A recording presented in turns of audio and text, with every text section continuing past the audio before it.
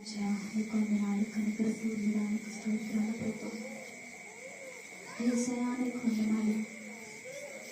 వెలుగుగా ఈ లోకంలోకి వచ్చే ప్రతి మనిషిని వెలిగించిన దైవం ఈ వాక్యము మాలో వేలుబడి చేయనివ్వండి రాజా. బోధించటకు తగిన అర్హత లేదానను ప్రభు. కనికర పూర్ణుడా, నన్ను మరుగుపరిచి మీరు మాట్లాడండి. చుట్టుపక్కల ప్రజలను దర్శించండి. చీకట్లో కూర్చున్న ప్రజలకు ఆశ్చర్యకరమైన వెలుగును ప్రకాశింపచేయమని అడుగుచు. ఈ వాక్యము వినుకుండా అడ్డగిస్తున్నా ఓ రబర్ శంకరత దివ్యాద గడిస్య ఖండలాద విభదర శబబకద ప్రతి విధమైన యుగ సమానమైన దైవత యొక్క ప్రభావము ఓ రబశంద వడియారే క్రురి రబశమంద యేసధికార నామంలో ఈ స్థలాన్ని విడిచిపెట్టుకోమని ఆజ్ఞాపిస్తున్నాను. ప్రజల హృదయాల్లోకి వాక్యం యేసు నామంలో వెళ్ళును. దేవా, నన్ను క్షమించండి, నన్ను పరిశుద్ధపరచండి, నా ప్రాణాత్మ శరీరాలు పరిశుద్ధపరచండి. ప్రభా, మీరు మాట్లాడండి. ప్రభా, నీ వందనాలు చెల్లిస్తూ కొద్ది నిమిషాలు మీరు మాతో ఉండి మమ్మల్ని దర్శించమని ఈ సత్య పరిశుద్ధ నామంలో అడిగి వేడుకొని ప్రార్థిస్తున్నాం తండ్రి. జీవవాక్యము చేత పట్టుకొని అన్నావు అన్నా నీవు అగ్నిల రగులు అన్నుల మధ్యన అన్నావు అన్నా.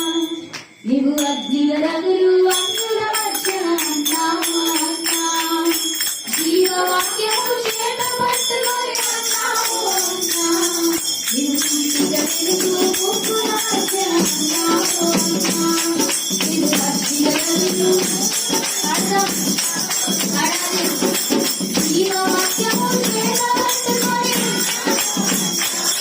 జీవవాక్యము చేత పట్టుకొని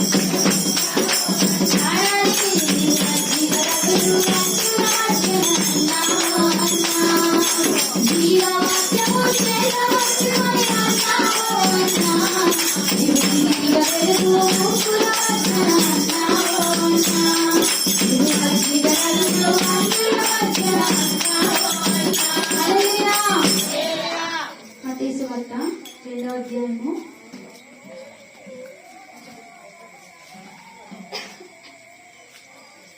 1వ వచనం చదువుకుందాము.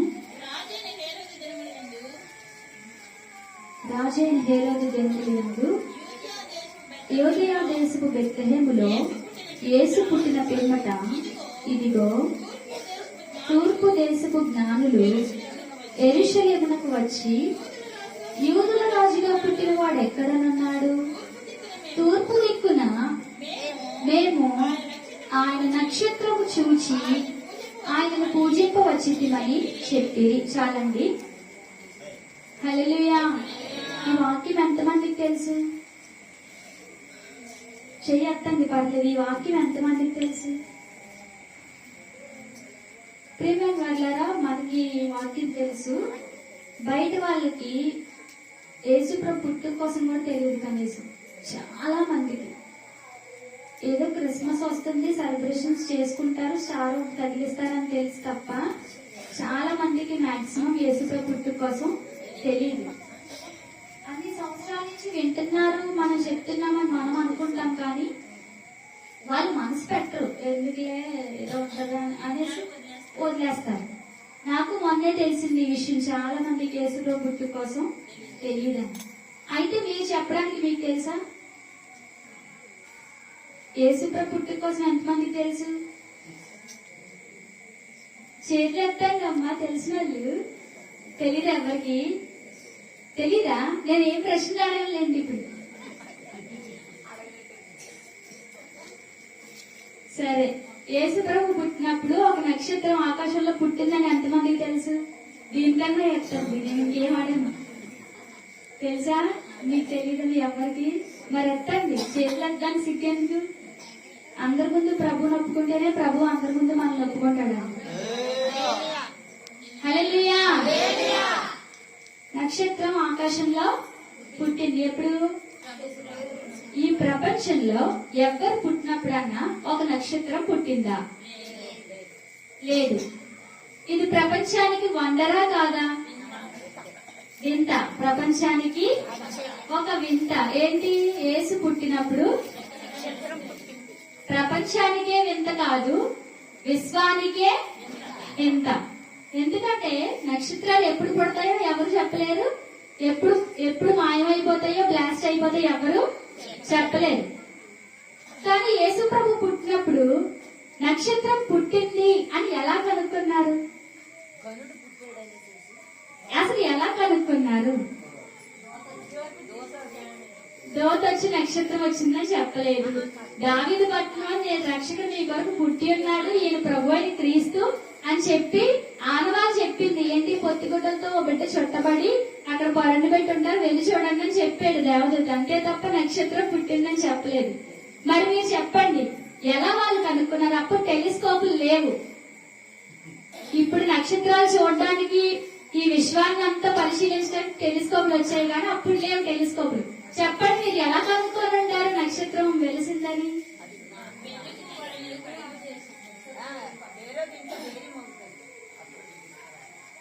హేరోద్ ఇంట్లో పేరు మారడానికి హేరోద్కి తెలియదు కదా.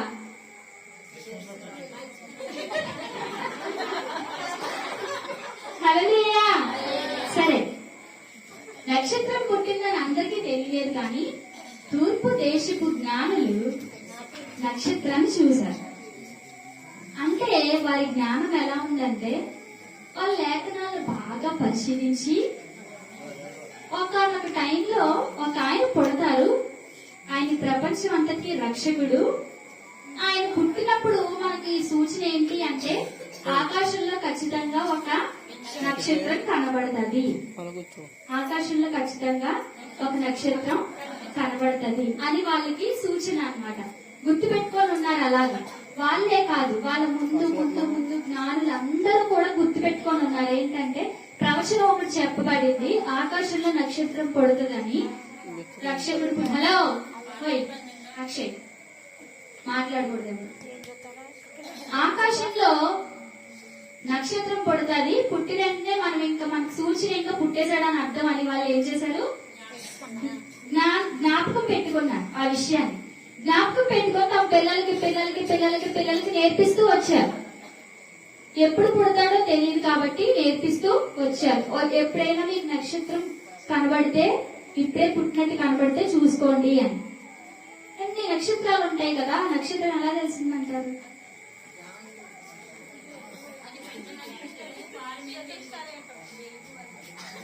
వెలుగు వల్ల. ఇంకా అది పెద్ద నక్షత్రం. ఇంకా జ్ఞానాన్ని బట్టి. ఇంకా ఒక్కొక్కరు ఒక్కొక్క చెప్తున్నా, చూసారా?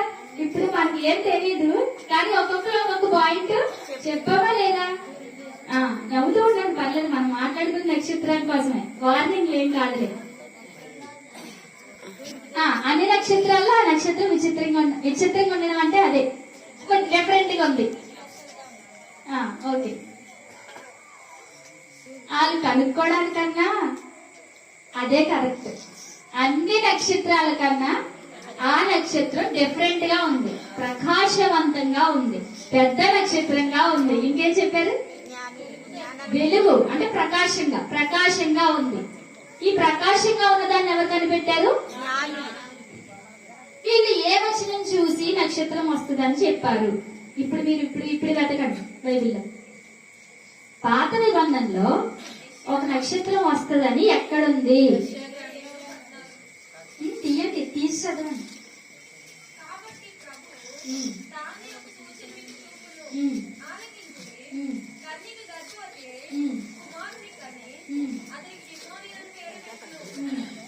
అక్కడ ఎక్కడ నక్షత్రం కోసం ఉందా? నేను నక్షత్రం కోసం ఎక్కడ ఉందని అడిగా. ఇంకెవరైనా? సంఖ్యాకాండం 24వ అధ్యాయము 17వ వచనం చదువుకుందాం.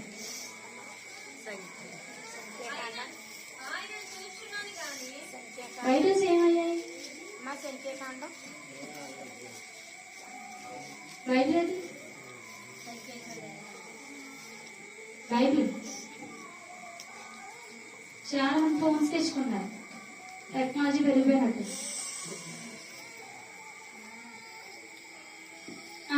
24వ అధ్యాయం 17వ వచనం.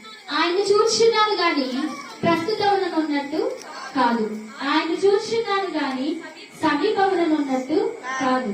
నక్షత్రము యాకోబులో ఉదయించును, రాజదండము ఇశ్రాయేలులో నుండి లేచును. హల్లెలూయా. ఏమని చెప్పబడింది? చదివిన వాళ్ళే కాదు, చదివిన వాళ్ళు కూడా చెప్పాలి. నక్షత్రము యాకోబులో నుండి ఉదయించును. ఉదయించెను అన్నాడా? ఉదయించును అన్నాడా? ఉదయించును అంటే జరిగిందా జరగలేదా? జరుగుతాదా జరగదా? జరుగుతాది, ఇంకా జరగలేదు. అంటే నక్షత్రము యాకోబులో ఉదయించును, ఉదయిస్తాది అని చెప్పాడు. హల్లెలూయా. ఇది ఎప్పుడు జరుగుతుందో ఎవ్వరికి తెలియదు. అప్పటి నుంచి ఇది ఎప్పుడు జరిగింది? బిలాము కాలం. బిలాము కాలం అంటే మోషే తర్వాత కాలం, యెహోషువ కాలంలో జరిగింది. ఈ యెహోషువ కాలం దగ్గర నుంచి కూడా ప్రజలు రక్షకుడు కోసం ఎదురు చూస్తున్నారు. ఎవరి కోసం? రక్షకుడు పుడతాడనే సూచన ఆకాశంలో నక్షత్రం. ప్రజలు చూశారు చూశారు చూశారు, మాకు వెలుగు కావాలి, మాకు రక్షకుడు కావాలి, మా జీవితాలను వెలిగించాలి, ఈ పాపము పోవాలి అని ప్రజలు చూస్తూ ఉన్నారు అప్పటి నుంచి కూడా. హల్లెలూయా. ప్రజల జీవితాల్లో మనశ్శాంతి లేదు, నెమ్మది లేదు, ఆశీర్వాదం లేదు, సమాధానం లేదు. రకరకాల బాధలతో ప్రజలు కొట్టుమిట్లాడుతున్న సమయంలో ప్రజలకి బాగా రక్షకుడు కావాల్సి వచ్చింది. బాగా రక్షకుడు కోసం యోసేపు కాలం నుంచి కూడా ప్రవచిస్తూనే ఉన్నారు. మనల్ని విడిపించడానికి ఒక ఆయన వస్తారు అని. హల్లెలూయా. హల్లెలూయా. రక్షకుడు కోసం మోషే చెప్పాడు, రక్షకుడు కోసం సమూయేలు చెప్పాడు, రక్షకుడు కోసం ఇదిగో బిలాము చెప్పాడు, రక్షకుడు కోసం యెషయా చెప్పాడు, రక్షకుడు కోసం ఇర్మియా చెప్పాడు, రక్షకుడు కోసం యెహెజ్కేలు చెప్పాడు, రక్షకుడు కోసం దానియేలు చెప్పాడు, హోషే చెప్పాడు, మీకా చెప్పాడు. ఎంతో మంది రక్షకుడు కోసం మాట్లాడుతున్నారు, కానీ ప్రజల హృదయాల్లో ఒక సందేహం, ఏడి ఆ రక్షకుడు, ఏడి ఆ రక్షకుడు, ఇంకా ఎందుకు పుట్టలేదు, ఇంకా ఎందుకు విడిపించలేదు అని ప్రజలు ఎదురు చూస్తూ ఉన్నారు. అలా ఎదురు చూసే సమయంలో హేరోదుకు వార్త వచ్చింది. హేరోదు ఎవరు? రాజు. హేరోదు యేసు ప్రభు పుట్టిన సమయంలో యోధా బెత్లెహేంలో రాజుగా ఉన్న వ్యక్తి హేరోదు. ఈ హేరోదుకి ఎప్పుడైతే ఈ విషయం జ్ఞానులు వచ్చి చెప్పారో అతను గుండ్లు కొట్టుకుంటున్నాయి. ఇంకా ఎందుకని కొట్టుకుంటున్నాయి? నేను ఒకడు ఉన్నాను ఇక్కడ రాజుగా, ఇప్పుడు నన్ను మించినోడు ఒకడు. ఈ పుట్టినోడు కోసం పుట్టకముందే ఎప్పటి నుంచో రాయబడింది కాబట్టి ఇతను ఖచ్చితంగా ఏం చేస్తాడు? ప్రపంచాన్ని ఏలుతాడు. అంటే ఇంక నా పదవి పోయినట్టే అని అనుకుంటున్నాడు ఆయన. హల్లెలూయా. ఈ తూర్పు దేశ జ్ఞానులు వచ్చి రాజుతో మాట్లాడుతున్నారు. రాజుతో మాట్లాడుతున్నప్పుడు రాజు అడిగాడు, యూదుల రాజుగా, రాజు అడగలేదు, వారే చెప్తున్నారు, యూదుల రాజుగా పుట్టినవాడు ఎక్కడున్నారు? ఇప్పుడు చూడండి, మీరు చూడండి, రాజు ఎక్కడ పుడతాడు? రాజు ఎక్కడ పుడతాడు? అంతఃపురంలో. కానీ యేసు ప్రభు ఎక్కడ పుట్టారు? అలా లేదు బైబిల్లో.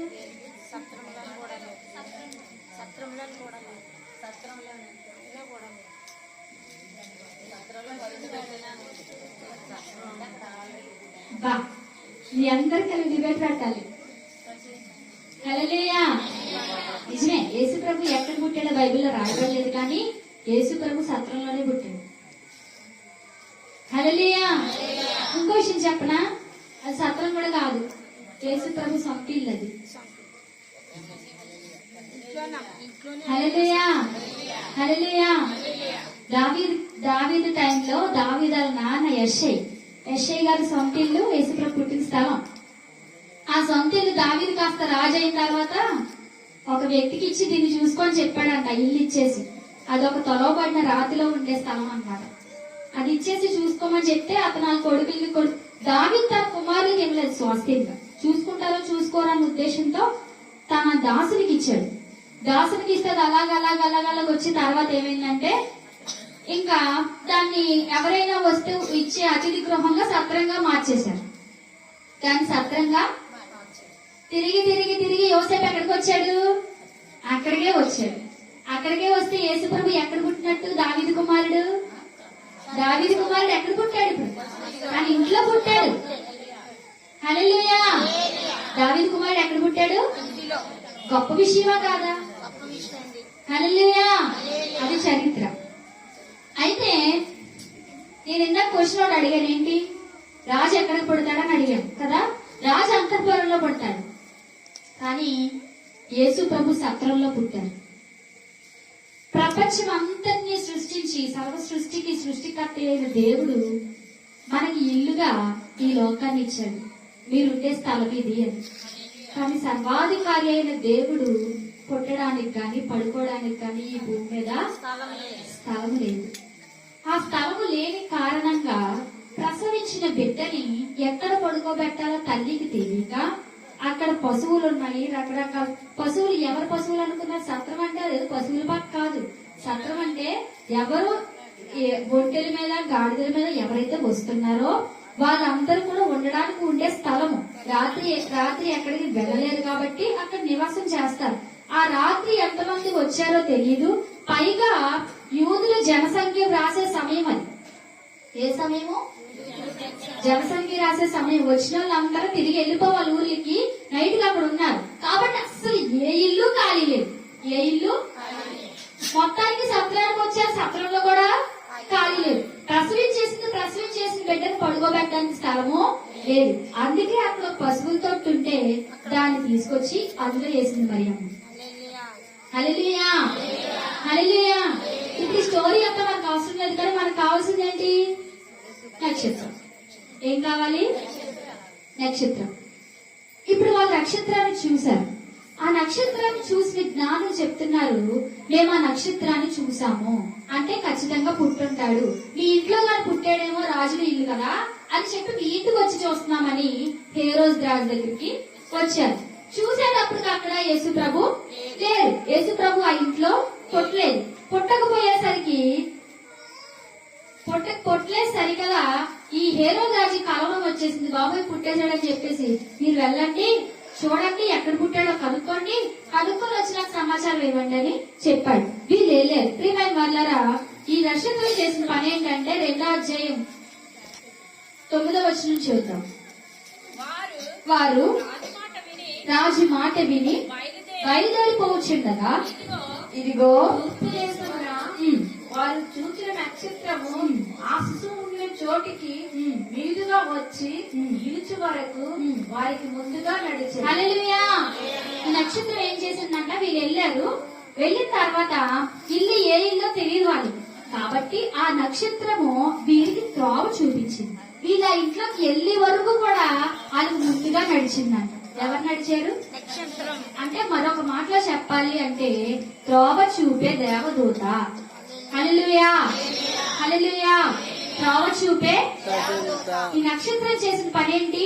ఒకటి, సూచనగా కనబడింది. యేసు ప్రభు అనే రక్షకుడు లోకంలో జన్మించాడు అని. అంతేకాదు ఈ రక్షకుడు దగ్గరికి త్రోవను చూపించింది నక్షత్రం. హల్లెలూయా. హల్లెలూయా. తర్వాత వచ్చిన చూసినట్లయితే 10వ వచనం. వారు ఆ నక్షత్రమును చూచి అత్యానంద భరితులై. చాలు. ఆ నక్షత్రాన్ని చూచి 3వది ఏం చేసింది? ఆ నక్షత్రం ఆనందాన్ని కలుగజేసింది. ఈ విశ్వంలో పుట్టిన ఏ నక్షత్రం ఇలా చేసిందండి? ఎంత గొప్ప పని నక్షత్రం చేయకపోతే బైబిల్లో రాస్తాడు. అసలు నక్షత్రం త్రోవ చూపించడం ఏంటండి? హల్లెలూయా. హల్లెలూయా. ఇదిగో చుక్కను పట్టుకుని వెళ్తున్నాం, చుక్క ఎక్కడ తీసుకెళ్తే అక్కడికి వెళ్తానంటే మనల్ని అందరూ ఎలా చూస్తారు చెప్పండి? ఎలా చూస్తారు? అదే సన్నివేశం ఈ కాలంలో జరిగింది. చుక్కను పట్టుకొని వెళ్తున్నాను, చుక్క చూపిస్తుంది దారి అంటే ఎలా చూస్తారు మనల్ని? అసలు పిచ్చోళ్ళ చూస్తారు, అవునా కదా? కానీ వాళ్ళు నమ్మకం ఉంచారు. ఏముంచారు? సందేహం లేకుండా త్రోవ చూపే ఆ యొక్క నక్షత్రం వెంట వారు వెళ్ళిన కారణం చేత వారి జీవితంలో ఆనందం వచ్చింది. అది ఎటువంటి ఆనందం తెలుసా? రక్షకుడు పుట్టాడు, ఇక మాకు ఏ బాధ లేదు, ఇక మేము కుమిలిపోవాల్సిన అవసరము 4:16 జెబులూను దేశమును నఫ్తాలి దేశమును యోర్దానుకు ఆవలున్న సముద్ర తీరమున అన్ని జనులు నివసించే గలిలయయు చీకట్లో కూర్చున్న ప్రజలను గొప్ప వెలుగును మరణ ప్రదేశములోను మరణ ఛాయలోను కూర్చుని ఉన్న వారికి వెలుగు ఉదయించను అని. తీయండి, ఇప్పుడు తీయండి, పాత నిబంధనలు ఎక్కడుంది చదవండి.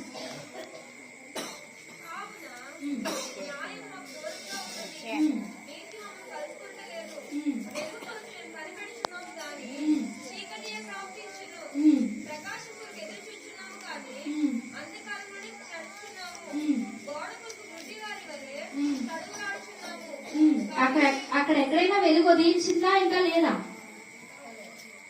అది చూస్తున్నారు, ఇంకా ఎదురు చూస్తున్నారు. నేను ఉదయించిందా అన్న మాట అడిగాను. యెషయా గ్రంథం 9:2 1 నుంచి చదివితే మనకి యాజ్ ఇట్ ఈస్ కనబడుతుంది. 2 చాలు మనకి. 2వ చదువుకున్నాం. చీకట్లో నడుచు జనులు గొప్ప వెలుగును చూచుచున్నారు. మరణ ఛాయ గల దేశ నివాసుల మీద వెలుగు ప్రకాశించును. హల్లెలూయా, హల్లెలూయా. అక్కడ యెషయా చెప్పిన ప్రవచనం ఇక్కడ ఏమైంది? నెరవేరిందా లేదా? మొత్తం చీకట్లో కూర్చుని వారందరికీ ఏం కలిగింది? అదే వెలుగులోనికి యేసు ప్రభు ఏ వెలుగునైతే వెలిగించాడో అప్పటి నుంచి వెలుగుతున్న అదే వెలుగులోనికి చీకటిలో నుండి మనము నడిపించబడ్డాం. హల్లెలూయా. అయితే వీరు చీకటిలో నుండి ఆశ్చర్యకరమైన తన వెలుగులోనికి మిమ్మును పిలిచిన వారి పునాది శైలులను ప్రచురం చేయు నిమిత్తము. అంటే మనం ఎక్కడి నుంచి నడిపించబడ్డాము? చూడండి ప్రియమైన వాళ్ళరా, ఇజ్రాయెల్లో ఉన్న ప్రజలే నఫ్తాలి, జెబులూను అంటే వీళ్ళెవరు? యాకోబు సంతానం. యాకోబు సంతానంలో ఉన్న ప్రజలే చీకట్లో ఉన్నారంటే ఎక్కడ అడ్రస్ లేని అన్యజనులమైన మనము ఇంకెంత చీకట్లో ఉన్నాము? హల్లెలూయా. నక్షత్రం యాకోబులో ఉదయించును అని అన్నాడు. ఈ యాకోబు ఎవరు? ఒక మోసగాడు. అన్నయ్యను మోసపుచ్చాడు, మామయ్యను మోసం చేశాడు. హల్లెలూయా. తండ్రిని మోసం చేశాడు. ఇలాంటి మోసగాడి జీవితాన్ని మార్చి నేను నీ వంశంలో పుడతానని చెప్పాడు యేసయ్య. హల్లెలూయా, హల్లెలూయా. యాకోబు అంతటి మోసగాడిని దేవుడు ఎన్నుకొని అతని వంశంలో పుడితే ప్రియమైన వాళ్ళరా, లోకంలో జీవిస్తూ చీకట్లో ఉన్న మనము మూర్ఖ జనం మధ్యలో ఉన్న మనల్ని తీసుకొని ప్రకాశింప చేయడానికి దేవునికి అసాధ్యమా? అసాధ్యమా? సాధ్యమే కదా. మనం ఎక్కడున్నాము? చీకట్లో. చీకట్లో నుండి ఎక్కడికి పిలిచాడు? ఇప్పుడు వెలుగులోనికి వచ్చిన మనము ఏమవ్వాలి? వెలుగుతూ ఉండాలి. ఎలా ఉండాలి? వెలుగుతూ ఉండాలి. ఎలా వెలగాలి? ఎలా వెలగాలి? దీపస్తంభం మీద పెట్టబడిన దీపము వలె మనము వెలగాలి. బుద్ధిమంతులైతే ఆకాశ మండలం అందరి జ్యోతులను పోలిన వారై ప్రకాశించెదరు అన్నాడు. పగటిని ఏటకు పెద్ద జ్యోతిని, రాత్రిని ఏటకు చిన్న జ్యోతిని, నక్షత్రాల్ని చేశాడు. నక్షత్రాలు పగలు కనబడతాయా? నక్షత్రాలు పగలు కనబడతాయా? చాలా మంది పరధ్యానంలో ఉన్నారు, ఆన్సర్ చెప్పట్లేదు. కనబడు. ఎప్పుడు కనబడతాయి? ఇప్పుడు మీరు నక్షత్రం, మీరు ఎప్పుడు కనబడాలి? పగలు కనబడతారా? పగలంటే ఈ పగలు కాదు, ఈ పగల రాత్రి సూర్యుడు వచ్చే పగలు ఇది కాదు. లోకంలో ఉన్న ప్రజలకు వెలుగు లేదండి. లోకంలో ఉన్న ప్రజలకు వెలుగు, వాళ్ళకి ఒక నిరీక్షణ లేదు. వాళ్ళు ఎందుకు పుట్టారో తెలీదు, వారు చనిపోతే ఎక్కడికి వెళ్తారో తెలీదు, వారికి అవసరం వస్తే ఎవరిని ప్రార్థించాలో తెలియదు, దుఃఖం వస్తే ఎవరి దగ్గర ఏడవాలో తెలియదు, సంతోషం వస్తే ఎవరి దగ్గర తమ యొక్క సంతోషాన్ని వ్యక్తపరచాలో వాళ్ళకి. మనకు ప్రతిదానికి దేవుడు ఉన్నాడు. ఏడడానికి ఉన్నాడు, నవ్వడానికి ఉన్నాడు, కోప్పడితే దాన్ని క్షమించడానికి ఉన్నాడు, పాపాలు చేస్తే క్షమించడానికి ఉన్నాడు, చనిపోతే పరలోకాన్ని తీసుకెళ్ళడానికి ఉన్నాడు. అన్నట్లకి మనకి ఏముంది? ఒక నిరీక్షణ ఉంది. కానీ లోకంలో ఉన్న వారికి అది లేదు. అంటే వాళ్ళు ఎక్కడున్నారు? చీకట్లో ఉన్నారు. ఇప్పుడు మనం ఏం చేయాలి? మనము వెలిగి అనేకులను ఒక నక్షత్రమే ఏం చేసింది? ప్రకాశించింది, త్రోవను చూపించింది, ఆనందభరితులుగా చేసింది. మనము దేవుని కొరకు వెలుగులోనికి రప్పించబడిన మనము ఏం చేయాలి? మనము వెలిగించబడాలి, ప్రకాశించాలి. ఈ ప్రకాశము దగ్గరికి అనేకులను చెప్పాలి, తీసుకురావాలి, నడిపించాలి. మూడోది ఆనందభరితులుగా చేయాలి. హల్లెలూయా, హల్లెలూయా. లాస్ట్ మాట చూసుకొని మనం ముగించుకుందాము.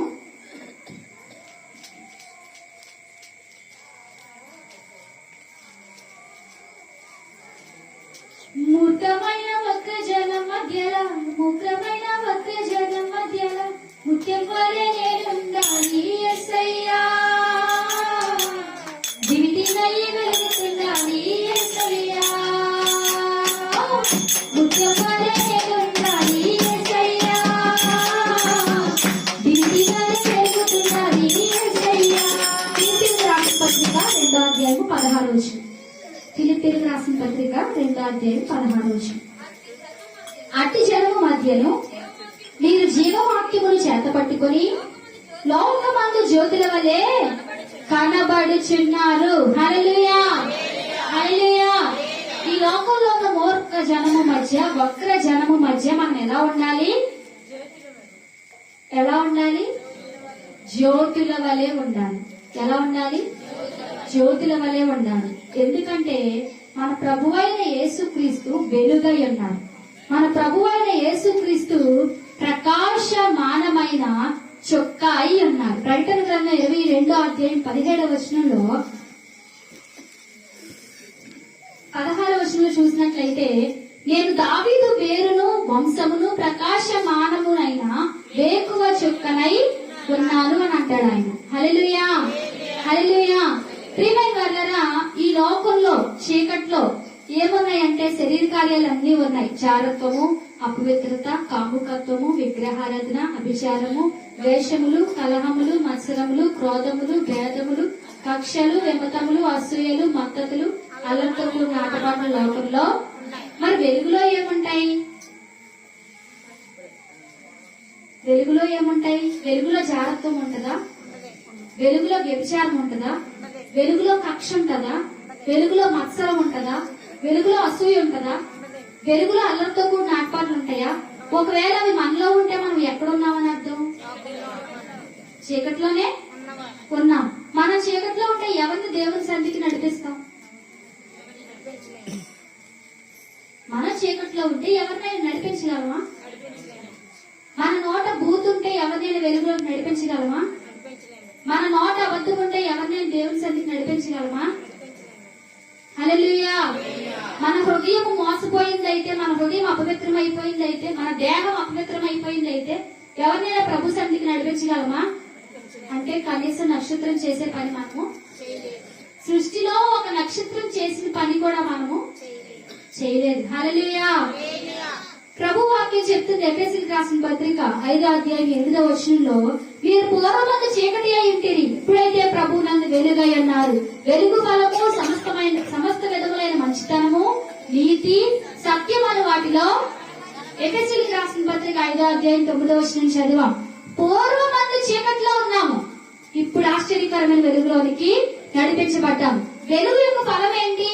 మంచితనం. ఈ మంచితనం అంటే మంచితనానికి ఆపోజిట్ చెడ్డ గుణాలు అన్ని వచ్చేస్తాయి. కాబట్టి శరీర కార్యాలన్నీ ఈజ్ ఈక్వల్ టు మంచితనం. ఓకే, మంచితనము, నీతి. నీతి, నీతికి ఆపోజిట్ దుర్నీతి. సకల దుర్నీతియు పాపము అని దేవుని వాక్యం చెప్తుంది.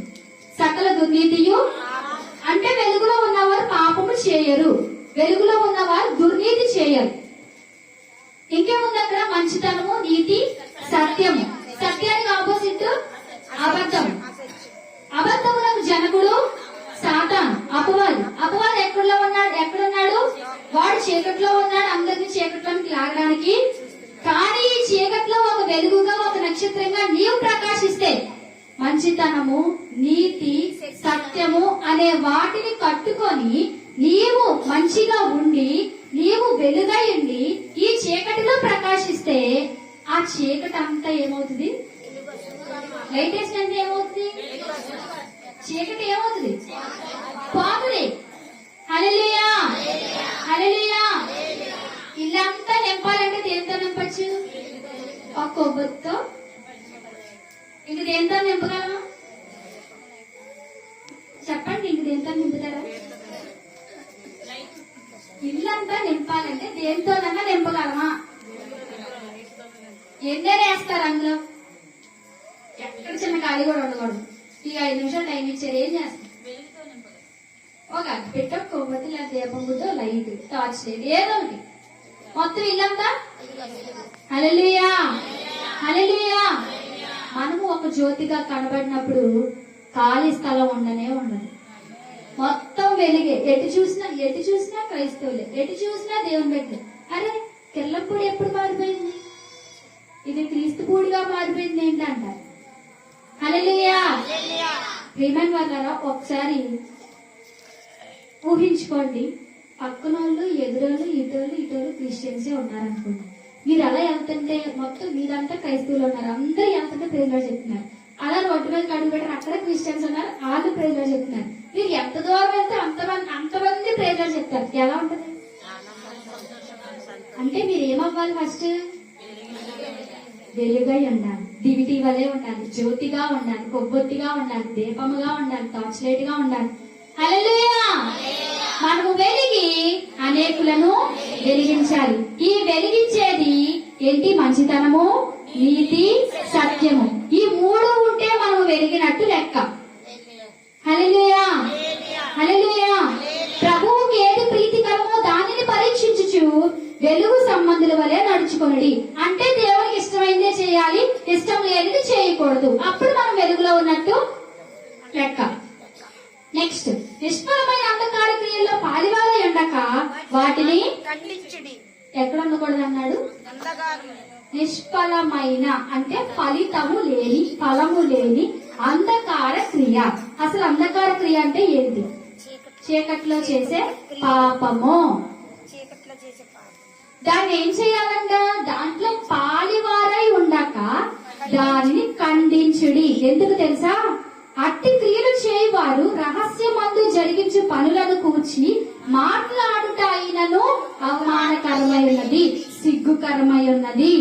అంతేకాదా? అవునా కాదా? చెప్పండి. ఏం తెలియలేనట్టు పెట్టద్దు, అన్ని తెలిసిన వాళ్ళే. రాత్రి జరిగే పనుల కోసం మాట్లాడడం కూడా ఏమన్నాడు? పబ్లిక్ గా చెప్పాడండి. ఎలా ఉంది? అవమానకరమైనది. కానీ ఇదే ట్రెండ్ అయ్యి సెల్ ఫోన్ లోకి వచ్చి అందరికి చూపిస్తుంది ఈ పాపం. కానీ దాన్ని ఏం చేయమన్నాడు? ఖండించమన్నాడు. నెక్స్ట్, సమస్తమును ఖండింపబడి వెలుగు చేత ప్రత్యక్షమగును. ప్రత్యక్షపరిచినది ఏదో అది వెలిగే కదా. అందుచేత నిద్రించను మేలుకొని మృతులలో నుండి లేమో క్రీస్తు నీ మీద ప్రకాశించును. హల్లెలూయా, హల్లెలూయా.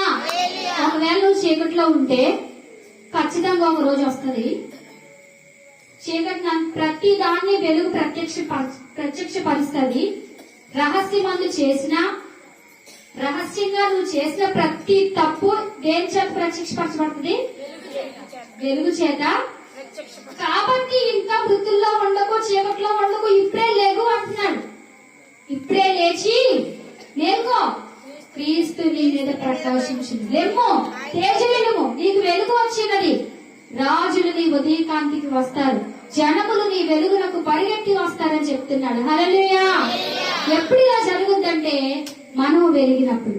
ప్రియమైన వాళ్ళరా, చుట్టుపక్కల ఎవరైనా చీకట్లో ఉన్నట్లయితే, లోకంలో ఉన్నట్లయితే, అంధకారంలో ఉన్నట్లయితే ఇంకా మాకు ఎప్పుడు రక్షణ కలుగుతుంది, ఎప్పుడు ఈ యొక్క పాపం నుంచి విడిపించబడతాము అని అనుకుంటే ఈ రాత్రి ప్రభువైన యేసుక్రీస్తు మీ సొంత రక్షకులుగా అంగీకరించినట్లయితే మీ జీవితాల్లో వెలుగు, ఆనందము. మీరు ఏం చేయాలన్నా త్రోవ చూపే నక్షత్రంగా ప్రభువైన యేసుక్రీస్తు నిలబడుతున్నారు.